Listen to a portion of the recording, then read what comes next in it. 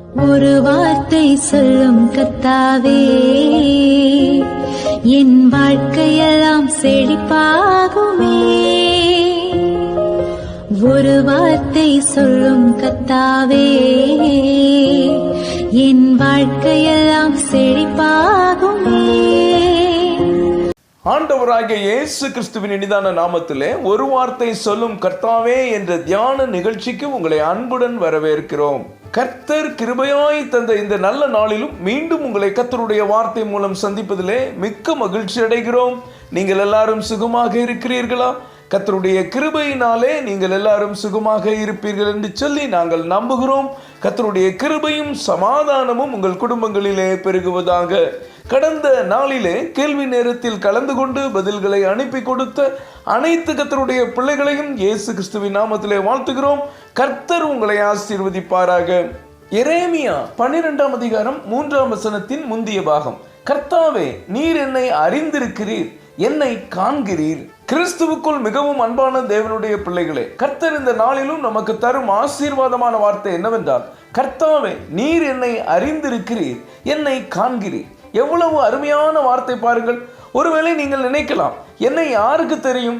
என்னை அன்போடு விசாரிப்பதற்கு யாரும் இல்லை, என்னை பார்த்து கொள்ள யார் இருக்கிறார்கள்? ஒரு அனாதையை போல தனியாக வாழுகிறேன் என்று கவலைப்படாதிருங்கள். உங்களை அன்போடு விசாரிப்பதற்கு ஆண்டவர் இயேசு கிறிஸ்து இருக்கிறார். உங்களை அவர் அறிந்திருக்கிறார், அவர் உங்களை காண்கிறார். சங்கீதம் 139 1, 2, 3 வசனங்களிலே தாவீது ராஜா, கர்த்தாவே, நீர் என்னை ஆராய்ந்து அறிந்திருக்கிறீர், என் உட்காருதலையும் என் எழுந்திருக்குதலையும் நீர் அறிந்திருக்கிறீர், என் நினைவுகளை தூரத்தில் இருந்து அறிகிறீர், நான் நடந்தாலும் படுத்திருந்தாலும் என்னை சூழ்ந்திருக்கிறீர், என் வழிகளெல்லாம் உமக்கு தெரியும் என்று சொல்லுகிறார்.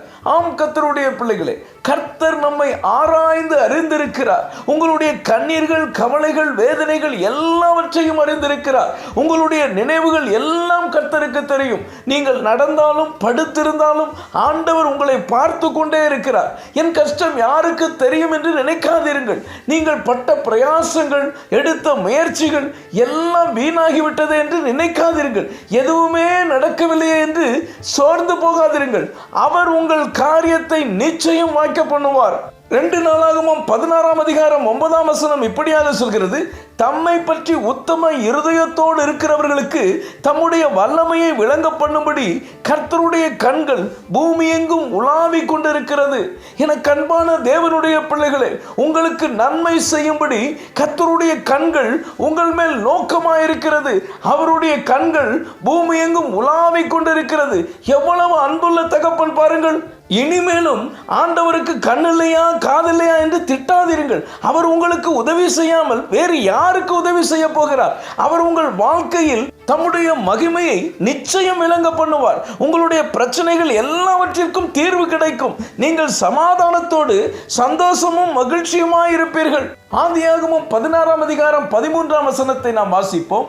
அப்பொழுது அவள், என்னை காண்பவரை நானும் இவ்விடத்தில் கண்டேன் அல்லவா என்று சொல்லி தன்னோட பேசின கர்த்தருக்கு நீர் என்னை காண்கிற தேவன் என்று பெயரிட்டாள். இங்கே நாம் ஆகாரை குறித்து வாசிக்கிறோம். சாராளின் அடிமை பெண்ணாகிய ஆகார் தன் நாச்சியார் கடினமாக நடத்தினபடியினால் அவளை விட்டு ஓடி போகிறார்.